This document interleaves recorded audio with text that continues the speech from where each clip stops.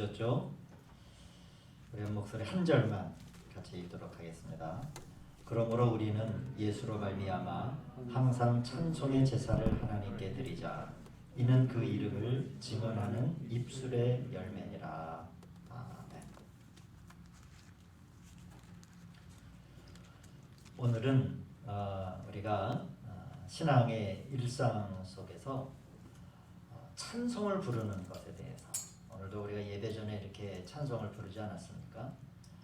오늘은 우리가 그리스도인에게 찬송이라고 하는 게 뭐냐, 또 찬미라고도 얘기할 수 있고 또 찬양이라고도 얘기할 수 있는데, 조금 미묘한 어떠한 차이는 있지만은 통틀어서 성경에는 찬미라고 하는 단어도 나오고 찬송이라고 하는 단어도 나오고 찬양이라고 하는 단어도 나오니까 그것을 이제 하나로 묶어서 우리 그리스도인들에게, 신앙생활하는 사람들에게 찬송을 부른다라고 하는 것은 어떤 의미인가라고 하는 것을 주제로 말씀을 나누도록 하겠습니다.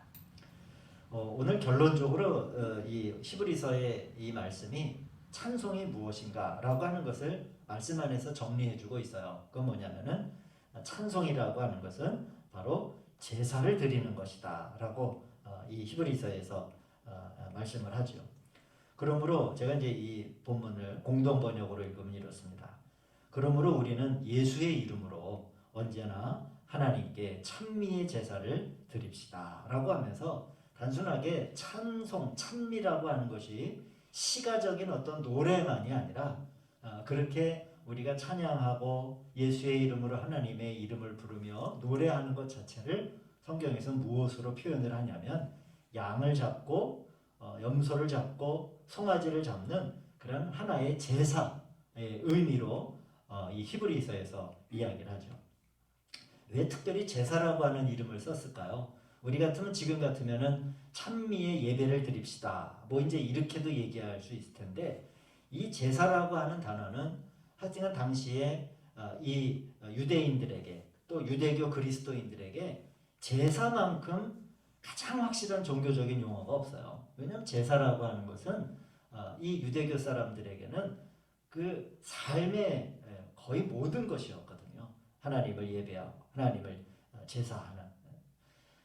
그래서 이제 우리가 찬양을 한다라고 하는 것이, 예전에는 꼭 각을 뜨고 피를 흘리고 비둘기를 잡고 연못소를 잡고 하는 것이 제사인 줄 알았는데, 그러나 그것이 단순히 그런 것만이 하나님을 향한 제사가 아니라 바로 찬양하는 것, 하나님을 찬미하는 것이 제사가 될 수 있다라고 하는 이제 그러한 이 정리를 성경 말씀이 해주는 거죠. 자, 이 찬송의 제사라고 하는 것이 뭘까? 저희 교회는 떼제 찬양을 좀 많이 이용하는 편입니다. 우리 임내송도 그렇고 찬양대, 그리고 종종 이제 우리가 기도 찬양하는 것도 다 떼제 찬양을 하는데, 어떤 분들은 이제 그런 얘기를 하시는 분들도 있어요. 이 캐톨릭에서 쓰는 그런 찬송가가 아닙니까? 뭐 그런 얘기를 하는데, 그런 구분이 뭐 큰 의미가 있습니까? 하나님을 찬양하는 것에 있어서 이 노래의 어떤 분위기나 편곡이나 이런 게 뭐 그런다고 한들 그게 뭐 큰 의미가 있어요. 하나님을 찬양하는 것에 있어서는 어떤 문화나 역사, 그리고 배경도 문제가 되지 않습니다. 여러분, 우리가 잘 아는, 요새 이제 저희 80년대 때, 7, 80년대 때 우리 교회에서 우리 청년들이나 학생들이 많이 불렀던 거의 모든 복음성가가 다 뭐 중심이었을까요? 흑인 영가. 참 많이 우리 예전에 많이 불렀잖아요. 그런 흑인 영가가 어떻게 나왔나요? 정말 그 자기들이 이 노예로 잡혀왔을 때 자기 고향에서 그 불렀던 그 분위기 그대로 이 만들어낸 것이 이 흑인들이 불렀던 그런 찬송가잖아요. 흑인 영가. 그런 면에서는 어떻게 보면 우리나라는 국악 찬송이 거의 자리를 잡지 못한 좀 독특한 거죠. 세계적으로 보면 다 그 자기 나라 문화 안에 찬송이 이렇게 녹아 들어가는데, 저희는 워낙 그 서구에서 온 선교사들 중심으로 이 예배나 이것이 이렇게 확정되고 강요되었기 때문에 이 국악 찬송이나 이런 것들이 좀 많이 보급되지 못했어요.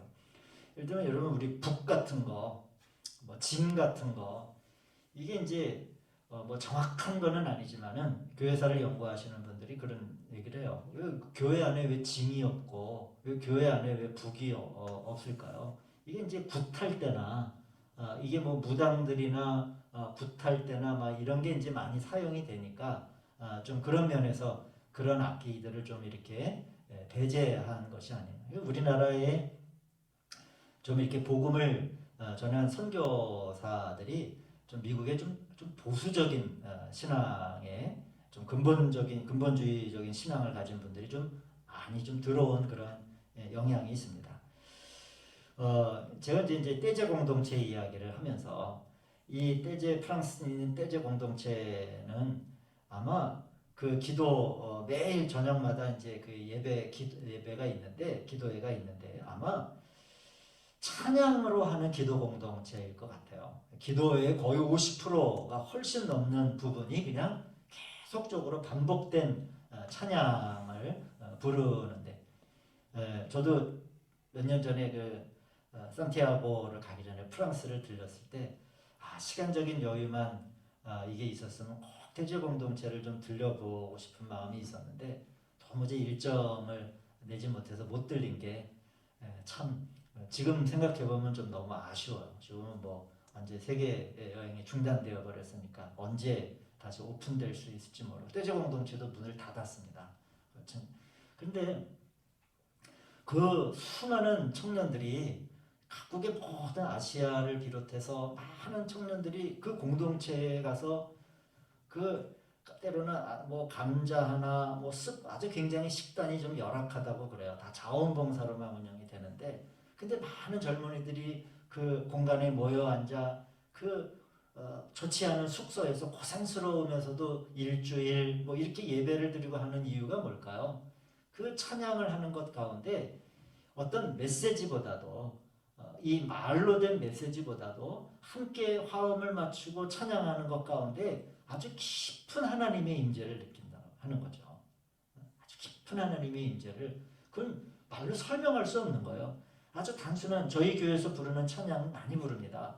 떼제 공동체 실제 다큐멘터리를 보면 영상이나 이런 걸 보면 또 이제 그 떼제 공동체가 문을 닫아서 한국에 파송되어 있던 이제 수사님이 이제 수사님이 들어와가지고 이제 한국에서 이제 기도 모임을 하는데 온라인으로 하죠. 요새는 이제 같이 모여서 노래를 찬양을 못하니까 많이 저희 교회에서 부르는 거 많이 불러요.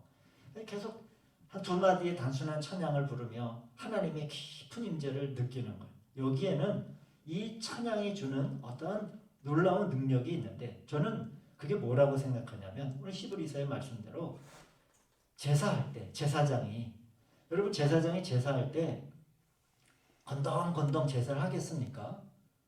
하나님 정말 하나님 앞에서 신령한 마음과 거룩한 마음으로 짐승을 잡고 피를 뿌리고 그 각을 떠서 고기를 태우고 그 연기가 하나님으로 올라갈 때 그냥 뭐 대충 뭐 억지로 하는 이런 마음이 아닐 거 아니에요. 바로 이 찬양이라고 하는 것을 우리가 그리스도인들이 가지고 있어야 되는 것은 바로 이제 그 찬양을 통한 제사, 즉 하나님과의 놀라운 교제와 소통의 통로들이 이 찬양과 찬미와 찬송을 통해서 열리게 된다라고 하는 거죠. 그래서 우리가 주님을 믿고 주님을 영접하고 세례를 받고 그리고 구원받은 그리스도인이 된 후에 제가 이제 지난 시간까지 우리가 주일에 참여하는 것에 대한 메시지를 나눴잖아요. 주일에 참여하는 것과 동시에 꼭 우리는 찬송 부르는 것을 반드시 구원받은 그리스도인들은 배워야 됩니다. 찬송 부르는 것을 배워야 돼요. 만일 어떤 그리스도인이 어떤 집회에 참여를 했는데 찬송 부르는 것을 배우지 못하거나 또 입술이 열리지 않는다면 구원에 관해서는 문제는 없겠죠. 그러나 뭐가 큰 영적인 손실이 있는 거죠. 손해를 보는 거죠. 똑같은 자리에서 찬양을 하는 사람과 하나님의 찬미의 제사를 드리는 사람과 그렇지 못한 사람과는 많은 손해가 있는 건 너무나도 당연한 겁니다. 우리가 음악가가 되는 건 아니에요.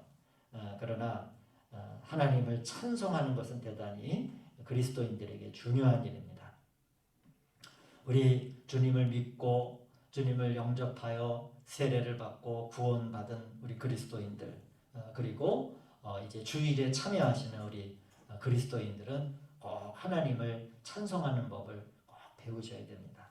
성경을 보시면은 성경에 이 66권에 예언서가 있고 역사서가 있고 교리 또한 가르침과 명령이 있을 뿐만이 아니라 성경의 많은 부분이 뭐 단순하게 생각하면은 시편 150편, 성경의 150장이 찬송가로 되어 있는 거예요. 이 시편은 찬송가입니다. 우리가 어떻게 의미 붙였는지를 몰라서 그런 거지. 그래서 가사만 있는 거지. 이 고대 히브리인들에게 이 시편은 찬송가거든요. 많은 부분에 있어요. 그러면 우리가 왜 이 찬송이 우리 그리스도인들에게 중요할까? 이 찬송은 우리의 감정을 아주 섬세하게 만드는 그런 능력이 있습니다. 그래서 하나님은 특별히 우리의 감정과 우리의 감성이 상일하고 섬세하게 다듬어지기 위해서는 기도보다도 찬송이 훨씬 더 효과적일 때가 있어요.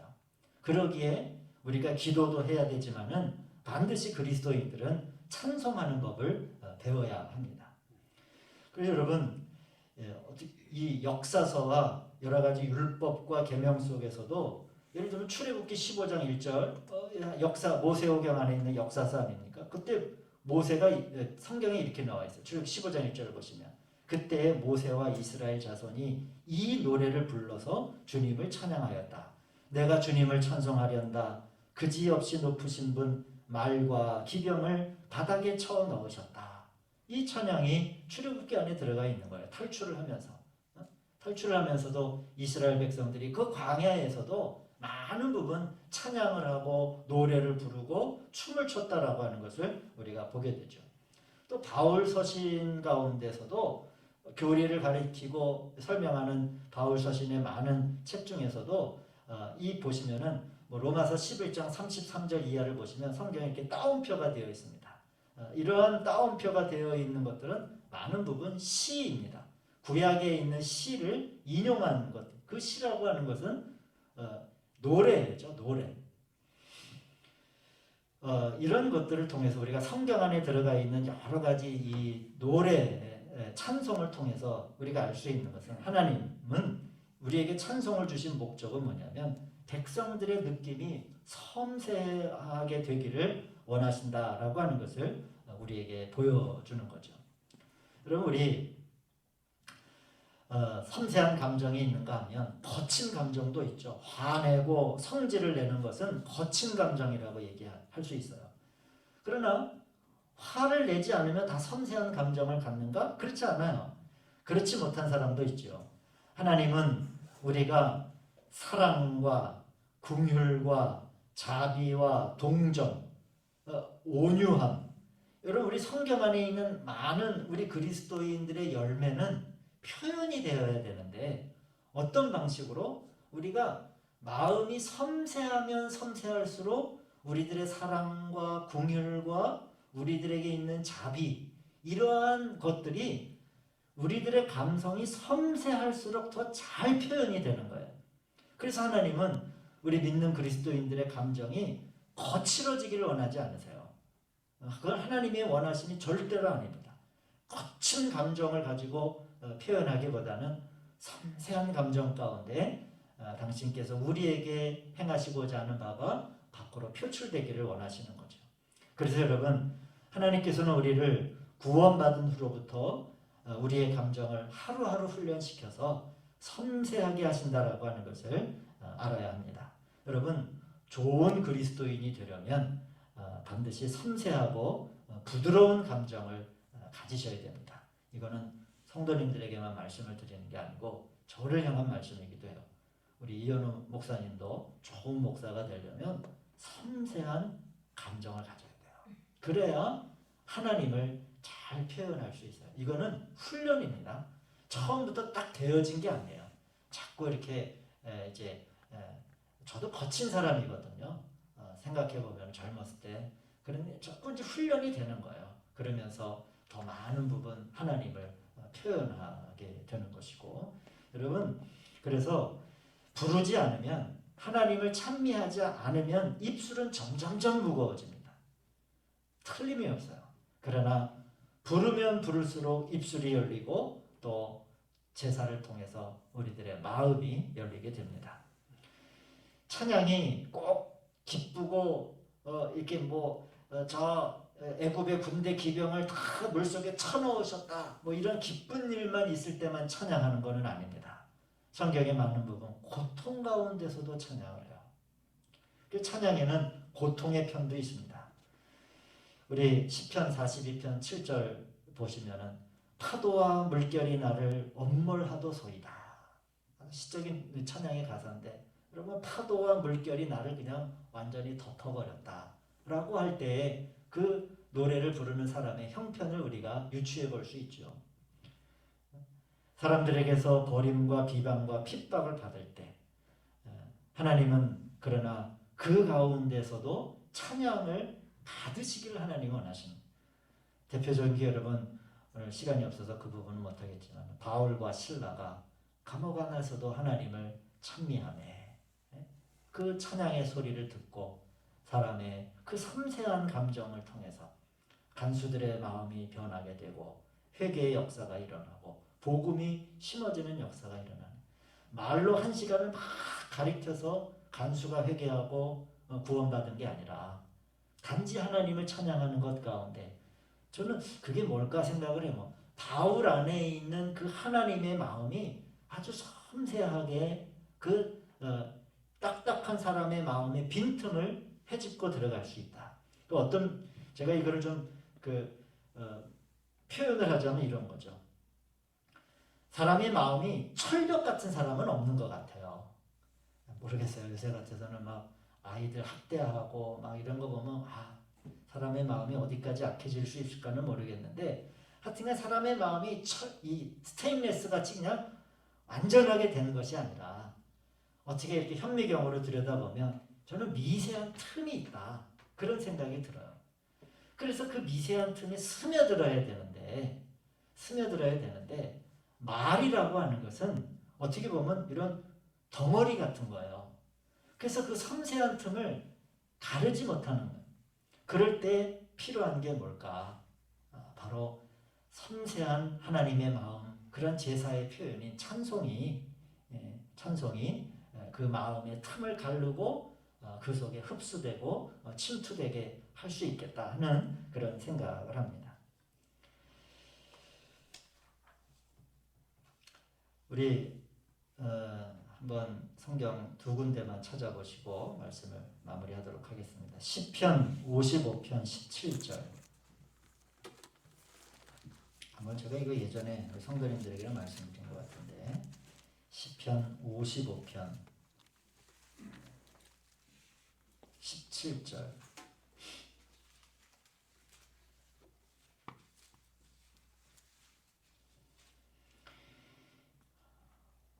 찾으셨죠? 한번 같이 읽습니다. 한 절만 시작.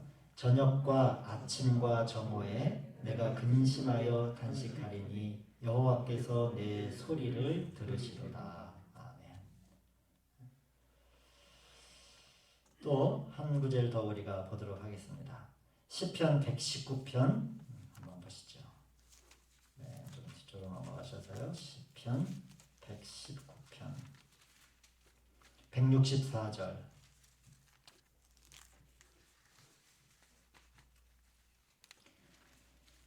예, 찾으셨죠? 같이 읽습니다. 시작.